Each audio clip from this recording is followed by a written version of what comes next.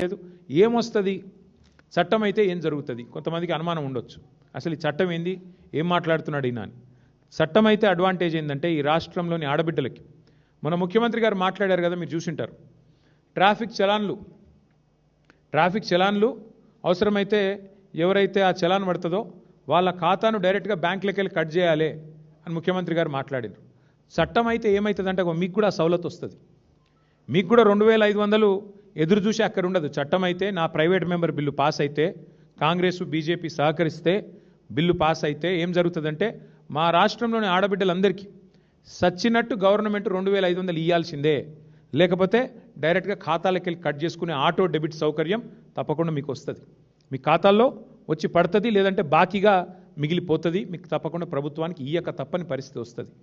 రాష్ట్రంలోని పెద్ద మనుషులందరికీ 4000 పెన్షన్కి సంబంధించి చట్టబద్ధత వస్తే మీకు హక్కు వస్తుంది ఆ హక్కుతో మీరు కోర్టుకు పోయి ఇగో చట్టం ఉంది వీళ్ళు ఇస్తలేరు అంటే కోర్టు మొట్టికాయలేసి గవర్నమెంట్తో మిత్తితో సహా మీకు కట్టించిస్తుంది అవు గది లాభం అయ్యేది రైతులకు హక్కు వస్తుంది 6 గ్యారంటీల చట్టం అయితే హక్కు వస్తుంది ఎట్లా హక్కు మాకు 15000 అన్నాడు ఇస్తలేడు ఇప్పటికే 3 సార్లు ఎగ్గొట్టిండు రైతు బంధు అని మీరు కోర్టుకు పోతే కోర్టు మొట్టికాయలేసి గవర్నమెంట్తోని ఖచ్చితంగా మీకు పైసలు ఇప్పిస్తుంది రాష్ట్రంలోని విద్యార్థులకు లాభం అవుతుంది 5 లక్షల విద్యా భరోసా కార్డు ఇయ్యక తప్పని పరిస్థితి గవర్నమెంట్కు ఆ అనివార్యత ఏర్పడుతుంది అందుకే మేము మీ తరపున ఈ బిల్లు పెడతా ఉన్నాం మీరు దరఖాస్తులు ఇవ్వాల్సిన అవసరం ఉండదు దండాలు పెట్టవలసిన పని లేదు ఇక